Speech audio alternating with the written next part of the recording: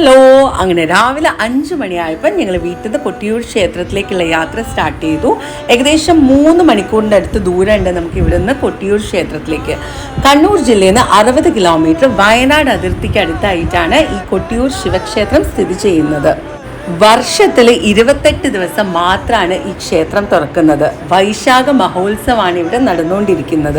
അത്യാവശ്യം നല്ല തിരക്കുണ്ടായിരുന്നു. ഞങ്ങൾ വീട്ടിൽ നിന്ന് ഇറങ്ങി കുറച്ച് ദൂരം കഴിഞ്ഞപ്പോൾ തൊട്ട് തന്നെ ഇളനീരായിട്ട് ആൾക്കാർ വരുന്നത് ഞങ്ങൾ കാണുന്നുണ്ടായിരുന്നു. ഇളനീരാട്ടം എന്ന് പറഞ്ഞ പ്രധാനമായൊരു ചടങ്ങും അന്ന് അവിടെ നടക്കുന്നുണ്ടായിരുന്നു. ഈ 28 ദിവസം മാത്രം തുറക്കുന്ന ക്ഷേത്രമായതുകൊണ്ട് എല്ലാ ദിവസവും ഇതേ തിരക്ക് തന്നെ ആയിരിക്കും. പപ്പയുടെ ഫ്രണ്ട് പ്രശോഭേട്ടനാണ് ഞങ്ങൾക്ക് ആ ക്ഷേത്രത്തിൽ വേണ്ട എല്ലാ സഹായങ്ങളും ദർശനത്തിനുള്ള കാര്യങ്ങളൊക്കെ ചെയ്തു തന്നത്.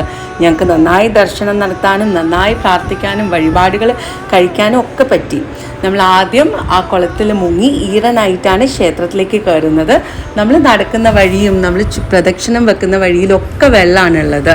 അതൊരു പ്രത്യേകതരം അനുഭവമായിരുന്നു. എത്രയോ മണിക്കൂറുകൾ ക്യൂ നിന്നിട്ടാണ് ആൾക്കാർ ദർശനമൊക്കെ നടത്തുന്നത്. പക്ഷെ നല്ല പ്രത്യേകതയുള്ള പ്രകൃതിയായിട്ട് ഇണങ്ങി നിൽക്കുന്ന ഒരു ക്ഷേത്രമാണ്. പുരാണത്തിലെ സതീദേവിയായിട്ട് ബന്ധപ്പെട്ടാണ് ഈ ക്ഷേത്രത്തിൻ്റെ ഐതിഹ്യം.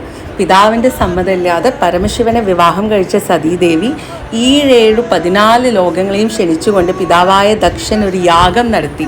ആ യാഗത്തിന് പരമശിവനെയും സതീദേവിയെയും മാത്രമാണ് ക്ഷണിക്കാതിരുന്നത്. എന്നിട്ടും ക്ഷണിക്കപ്പെടാത്ത അതിഥിയായി സതീദേവി അവിടെ എത്തുകയും അവിടെ വെച്ച് അപമാനിതയായ സതീദേവി ആ യാഗാഗ്നിയിൽ ചാടി ജീവത്യാഗം ചെയ്യുകയാണ് ചെയ്യുന്നത്. ആ സ്ഥലമാണ് പിന്നീട് കൊട്ടിയൂർ ക്ഷേത്രമായിട്ട് അറിയപ്പെടുന്നത്. ഇവിടുത്തെ പല വഴിപാടുകളും നമുക്ക് അത്ഭുതം ഉണർത്തുന്നതാണ്. ഇവിടുത്തെ ആലിംഗന പുഷ്പാഞ്ജലിനെ പറ്റി കേട്ടപ്പോൾ നമുക്ക് ഒരുപാട് കൗതുകം തോന്നി. സതീദേവിയുടെ ജീവത്യാഗം അറിഞ്ഞ മഹാദേവൻ ഗോപാകുലനായി ഈ ഭൂമിയിലെത്തുകയും അവിടെ താണ്ഡവാടുകയാണ് ചെയ്യുന്നത്. അങ്ങനെ ആർക്കും പരമശിവനെ സമാധാനിപ്പിക്കാൻ കഴിയുന്നില്ല. അങ്ങനെ മഹാവിഷ്ണുവാണ് പരമശിവനെ ആലിംഗനം ചെയ്ത് സമാധാനിപ്പിച്ചിരുത്തുന്നത്. ഇതിൻ്റെ പ്രതീകമായിട്ടാണ് ഇവിടെ ആലിംഗന പുഷ്പാഞ്ജലി നടത്തുന്നത്. ഇതൊക്കെ കേട്ടപ്പോൾ നമുക്ക് ശരിക്കും നല്ല കൗതുകം തോന്നി. അവിടെ ക്യൂ നിൽക്കുന്ന ആൾക്കാർക്കൊക്കെ അവർ ചുക്ക് കാപ്പി കൊടുത്തുകൊണ്ടിരിക്കുന്നുണ്ടായിരുന്നു. പിന്നെ പ്രഭാത ഭക്ഷണവും അവിടെ കൊടുക്കുന്നുണ്ട്. നല്ല ഭംഗിയുള്ള 2 ഗജവീരന്മാരെ നമ്മൾ അവിടെ കണ്ടു. എഴുന്നള്ളത്തിന് വേണ്ടിയാണ് ഇവരവിടെ ഉപയോഗിക്കുന്നത്.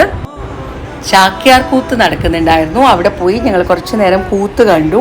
അത് കഴിഞ്ഞ് അവിടെ ഭട്ടത്തിരിപ്പാട് അങ്ങനെ ഒരുപാട് ആൾക്കാർക്കായിട്ടുള്ള വീടുകൾ ഉണ്ടാക്കിയിട്ടുണ്ടായിരുന്നു. നല്ല ഓലമേഞ്ഞ വീടുകൾ. അവ ഓരോന്നും ഞങ്ങൾ പോയി ദർശിച്ചു. മലകളായിട്ട് ചുറ്റപ്പെട്ടിട്ട് അതിൻ്റെ നടുക്കായിട്ടാണ് ഈ വെള്ളത്തിൻ്റെ ഇടയിലാണ് ഈ കൊട്ടിയൂർ ശിവക്ഷേത്രം സ്ഥിതി ചെയ്യുന്നത്. ശരിക്കും കാണാൻ നല്ല ഭംഗിയുള്ളൊരു കാഴ്ചയാണ്. നമുക്ക് മനസ്സിന് നല്ലൊരു സുഖം തരുന്നൊരു പ്രതീതിയാണ് അവിടെ എത്തുമ്പോൾ ഉണ്ടായിരുന്നത്. സ്വയംഭൂവായിട്ടുള്ള ശിവലിംഗമാണ് ഇവിടുത്തെ പ്രതിഷ്ഠ.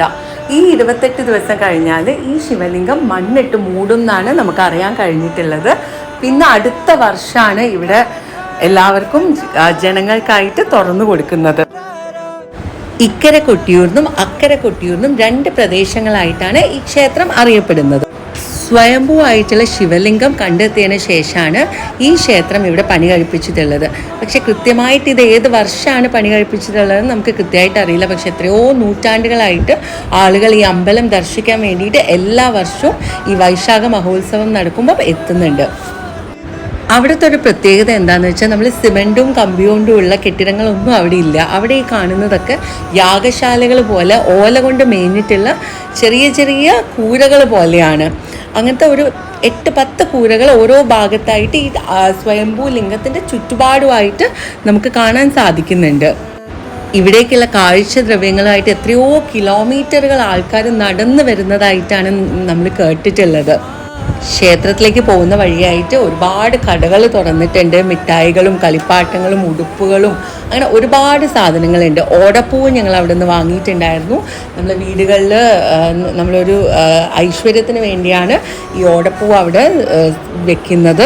അങ്ങനെ ശരിക്കും നമുക്ക് മനസ്സിനൊരു പ്രത്യേക തരം സുഖം തരുന്നൊരു അനുഭവമായിരുന്നു ഈ കൊട്ടിയൂർ ക്ഷേത്ര ദർശനം നടത്തിയപ്പോൾ. ശരിക്കും ഒരു നല്ലൊരു അനുഭവം.